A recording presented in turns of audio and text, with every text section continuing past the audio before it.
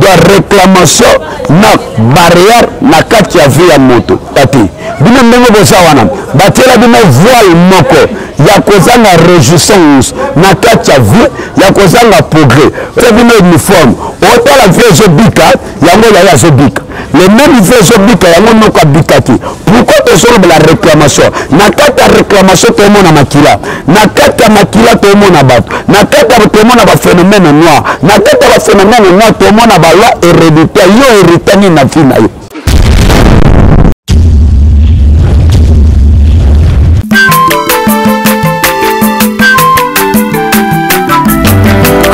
Mwana moto te po akosangai abongwani pete po awangana nzambe ya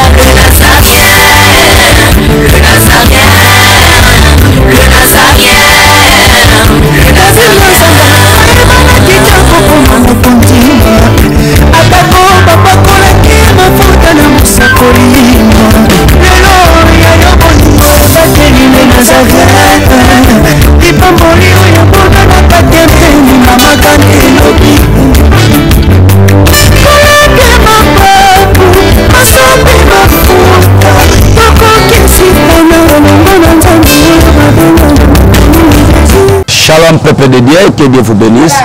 C'est votre humble serviteur, frère Stallone. Boye binga déjà. Le cara déjà na chaîne na bino. Zambi apambola bino. Vous s'abonner massivement na kata chaîne yo bokozala de cité. Na koyi ko banda prédication na ngate sans avoir na tika wana maboko na Nzambe. Béni soit le nom du Seigneur à jamais. La richesse et le fait tombe, mais ta parole reste éternellement. Tout pouvoir m'a été donné dans le ciel et la terre. Nous possédons Jésus-Christ dans le bon mototé, il est à la vie et à la changement de nous sur le côté là. Amen. Shalom peuple de Dieu. Zamba Pambola, la Bible sur le Psaume 124 le verset 122 le verset 1. Je suis dans la joie quand on me dit allons dans la maison de l'Éternel. Yo pesala ne sengo pendant que ozo mona ngai humble serviteur le moindre de tous on a le qui na bossé tandonayo pour na côté ya yo sango malade donc et c'est que ça zala de na pré par ce fois matin on a noté ya et ko consommer na likambo za na yango na problème za na yango toujours de la toujours thème za capital la réclamation du sang d'origine. Ça veut dire quoi? Réclamation ya makila ya d'origine. Réclamation c'est quoi? La réclamation c'est une parole négative ozo yota ba papa to na ba ya parent to na sikopam na katele sikosalaka maloba ya négativité ozo ko réclamer vie na yo mosala na yo identité na yo mais eza pena réclamation ozo uta panzambe ezo réclamer mutu ko muta mona bonheur ezo réclamer mutu na famille échec et même sika malamu ezo réclamer mutu na humiliation ezo même na élévation réclamation musu ezo uta pa satan ya satan ezo longola mutu sika esengo ezo même sika kozanga ezo même mutu ezo longola mutu sika élévation ezo même na vie ya bassesse oya satan ezo ya ko même sengo te mais ezo ya ko lelisa mutu réclamation musu ezo uta pa barrière para papa so ki mbongo na ye asala ki betwa la bana abalaki asala ki na alobi bano bakobima na mokongo na nga to bawo bakoya na bana na nga bakosepela te or réclamation eza na mai na makila te mais la réclamation existe na kati ya vie ya moto kosakana na réclamation te babokolaka mpe réclamation te yango bible ezoloba na biso na Psaume chapitre 2 verset 3 brisons leurs liens et délivrons de leur chaîne.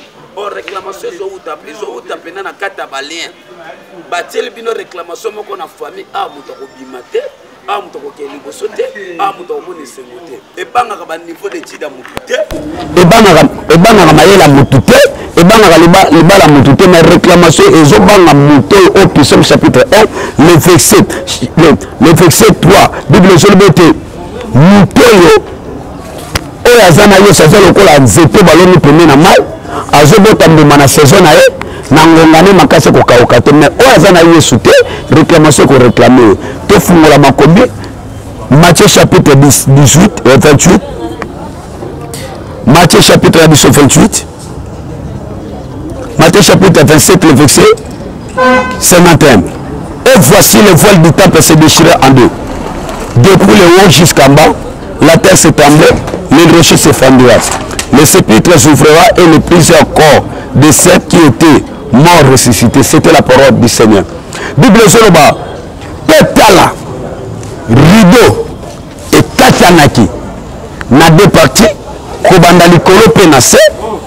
Bible Zoloba, mabele minganaki, mabane bukanaki, batombe fungamaki, bakufi, basantu basekwaki, katina Yesu. Toujours de la réclamation avec les barrières dans la vie de l'homme. De la réclamation, na barrière, na katia vie à moto. Maman, papa, Bible et voici le voile se déchirer.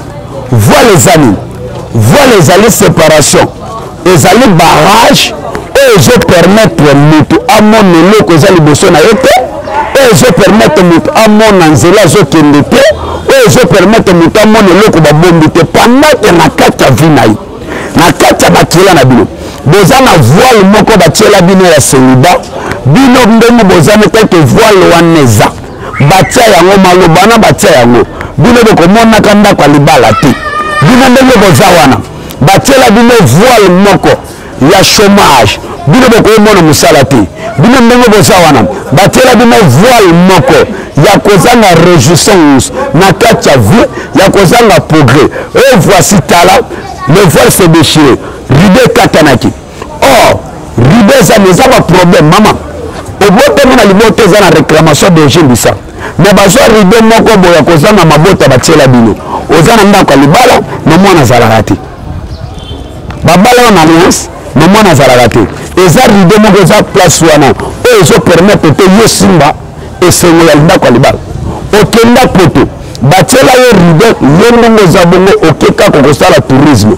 Omona poto olienne et c'est le kozalate maman pendant que ndako batie rideau pour monter kota il faut beta kokoko tant que je le belle voici les voiles se déchirer en deux parties na kati ya sacerdoce tozalaki na trois étapes première étape babe yango parvis c'est quoi et c'est sika oyo bato nyonso banda kozala na baproblème na bango ezokipe ndenge te ezokipe bozute bino nyonso bokovanda na se. Deuxième étape banda kobenga ngo liesse na liesse ezali bisiko basacrificateur babanda kozala un sacrificateur eza moto baopesa ye mbeka moto aya na problème aye na ntaba aye na ngombe eza bisika oyo banda kotonga hotel banda kokata mitu ya bantaba banda kosacrifie bango. Troisième étape nde babengango lien très saint na kati wana tomona arche de l'alliance po okota kuna esengeli ozala souverain esengeli ozala principal sacrificateur na kati ya ne il faut kota mbala moko bavia bacondition na kati ya libota na bino otanga te bokozalaka bavi moko ozwa mosala salaire ebimaka te ozwi ndako kofutela il faut songa mpa na bino kati na bino bavandisa bino na kati ya parvis réclamation epesaka bato bavia uniforme balatisa bino uniforme otala vie ezobika yango yaya azobika le même vie ezobika yango noko abikaki pourquoi tozolobela réclamation na kati ya réclamation tomona makila na kati ya makila tomona bato na kati ya tomona baphénomène noir na kati ya baphénomène noir tomona baloi héréditaire yo héritani na vie na yo pendant que rideau eza ekoempêche okende mosika te bible ezoloba na Hébreux chapitre 10, le verset 19, Bible puisque nous avons au moyen du sang de Jésus une libre entrée dans le sanctuaire. Nanzela makila Yesu tokomaki libre kokota na sanctuaire. Pendant que makila Yesu et kokata voile.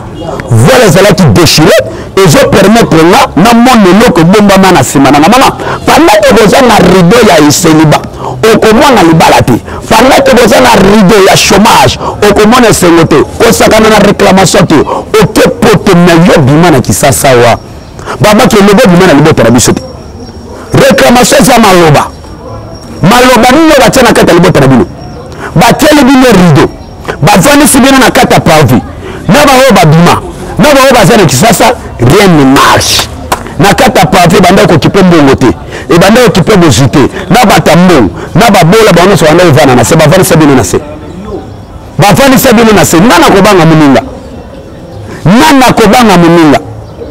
pendant que réclamation za Et je sais que Moussala Moko Salama Nangoma Golgotha.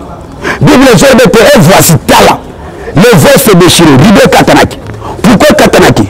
Moussala au souverain sacrificateur. Principal sacrificateur. Abanda Kokota Malamoko Nani. Il faut azala propre. Ce qui est propreté. Moi, quand on a sanctuaire, exactement comme on se dit, on a posé sa Moussala. Ce qu'on joue Moussala. Le moment quand Moussala est banni comme le fond. On a posé sa mon garantie. Obima, ce qu'on joue mon garantie. Au niveau de ma maman malade. Ce qu'on joue mon voyage. Au niveau de ma faute un accident. Il y a 4 négativité. Nana posé la musique, mais va faire ma condition. Va faire ma condition. Tant que l'idée est la carte à vie, au cocotte à l'élévation. Tant que l'idée est la vie, au cocotte à la projeté. Maintenant, il y a une Bible sur la Bible. Dans Psaume 118, le verset 20. Bible sur la Bible. Le roi fait ôter ses liens. Et le dominateur du peuple, le délivre. Ça dit quoi? Le roi a ôté sa colonie. L'ennemi n'est pas problème. Le problème est que dans la carte, les votes n'a pas célibat chronique. Mais ne peut se faire des papa. Et c'est ma prédateur. Balé qui m'a simasi babali. Ma camarade se battu. Mais il y a qu'on a bakana le pang. Ma personne comme la jamari. Ma personne comme la quartier. Et ça y est. Mais on a dit Bible sur la biso. Dans Ésaïe 55, le verset 6, cherchez le témoin pendant qu'il se trouve.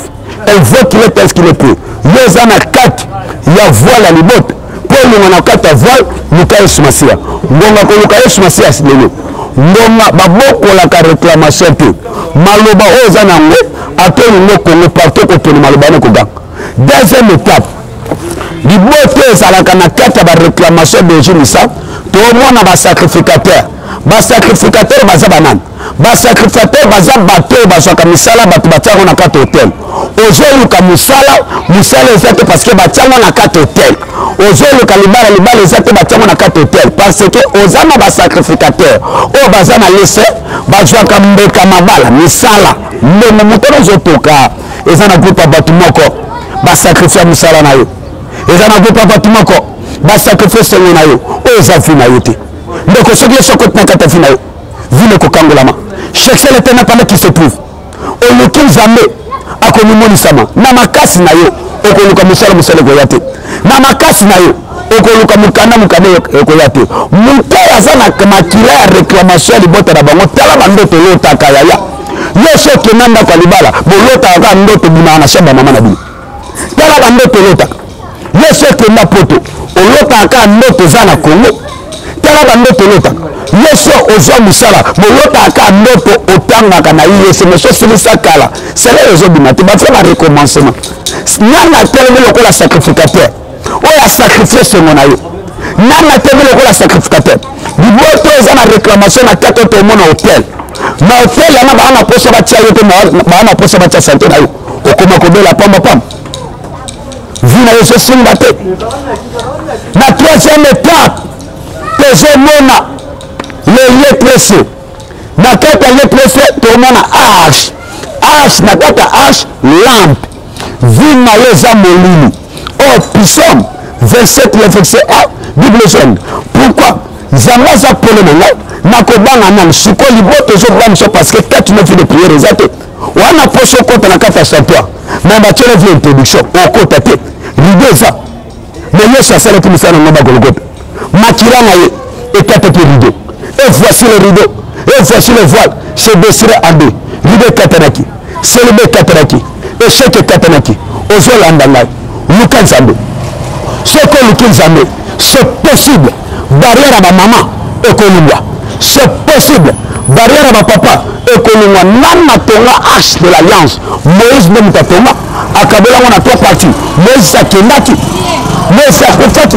Le Moïse Azate. Le liberté va na kata pravi. Le ba sacrificateur va se donner. Nana ko de la famille. Nana ko libérer famille. Maman muto ko libérer liberté na sakari sumasia. Mukanza ngaya na bombo inayo. Mukanza ngaya na bombo inayo. Mukanza mbe aya na bombo inayo. Bible sur banabiso. Bible sur banabiso. Dans Marc chapitre 16, le verset 17, voici le miracle qui accompagneront ceux qui auront crié à mon nom. Or, les gens n'ont pas ce guiment. Dans le boto batela bino rideau. Rideau, maman, yo ba décevoir yo kaka. ata mobala ngo aza na mbongo ndenge nini ata osoloba iPhone ata apeso fa de commerce tant que rideau ya célibé eza wana yo moyo kota na ndako aleliso na poto tant que oza na rideau ya chômage moyenne kanebima eza te mais Bible les gens te voici les miracles qui accompagneront ceux qui auront cru à mon nom. Oh miracle kolanda bato bandimeli koma Yesu Masia muto aza na kata réclamation familiale po obime sengeli yesu na motema na yo tana kovanda aza capable ya kolongola rideau muto atiaka rideau wana na kata sacerdoce eza Moïse mais le boko ekataka rideau wana ezalaka loboko ya motu te ezalaka loboko ya Nzambe mpona kotalisa yo réclamation d'origine ebangaka loboko na Nzambe loboko na Nzambe eza capable ya kopikola makolo na échec ya komemena élévation loboko na Nzambe eza capable ya kolongola rideau moko atiaki ya kolongola rideau mama atiaki rideau eza maloba nini etelemi liboso na yo le mama kosimbaka mongo yo bareklama yo komata te il faut kweya il faut bambana pendant que ezolela eza na basacrificateur moko bazwa mosala no batiango na kata lettre 7 batiao mbeka bazolelisa yo ozosouffrir ozonyokama eza ye te wana poso kota na lettre 7 esika lampe nzambe eza lettre 7 eza motema na yo rideau katanaki moto atiakanga Moïse mais loboko ekataki rideau ezalaki loboko na Nzambe tikete loboko na Nzambe elingoyo na réclamation ya célibat elingoyo na réclamation échec luka Nzambe yesu ayekopesa boboye abiche sur le chemin et la vie motu moko takoleka papa saki aleka pa na ngai mama c'est le temps je suis la lumière du monde celui qui me suit ne marchera pas dans les ténèbres réclamation famille biso na kati échec célibat sa ténèbre célibat échec wana poso kota la santoire bafia d'introduction soki ozwi mbongo lelo après 4 mois soki ozwi mosala lelo ekufi après 5 ans bavia humiliation bavia échec benanga soki obeninga Nzambe toteyi yo aza capable ya kofungola vi na yo eza awa ozala na kongo eza libana mboka numéro telefone na ngai ngana plus 243 84 71 75 368 plus 244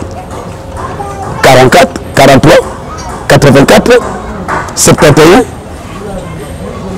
368 mama Nzambe aza prêt kosunga yo wana poso okende musika il faut rideau amelinga soki rideau amelinga te omona changement te nga te munalongola yango na moto alongola yango eza Yesu Masia aza prêt mpona kosauve yo aza prêt mpona kopangisa mai ya miso Colossiens chapitre 2 le verset 14 il a effacé l'acte dans les ordonnances qui nous condamnaient et qui subsistaient contre nous il a détruit ça à la croix sur la croix or makila Yesu epesaka biso accès ya kobima na humiliation kobenga Nzambe akota likambo na yo luka Nzambe aza prévide elingaki na makila Yesu Masia baproblème elingwe échec elingwe interdiction elingwe ridane ekatana na nkombo na Yesu oyo ekanga yo ekatana ntango riboko elingwa kokota na santoire santoire eza esenga motema na yo santoire eza élévation na yo santoire eza mikanda na yo santoire eza libala na yo santoire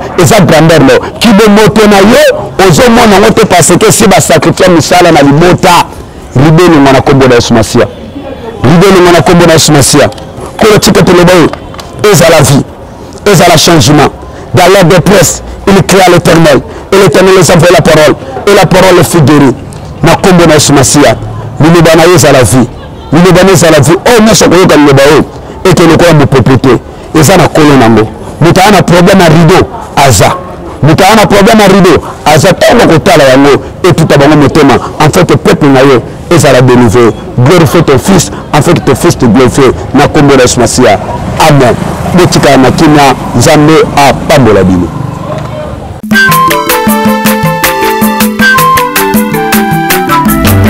aza mwana moto te po akosa ngai abongwani mpe te po awangana Nzambe ya le Nazarien le Nazarien le Nazarien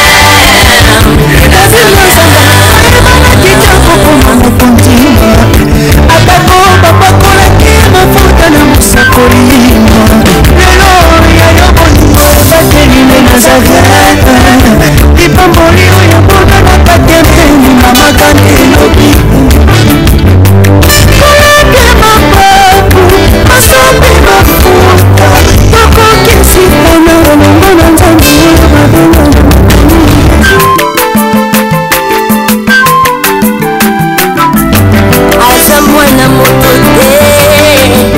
akosa ngai abongwani pete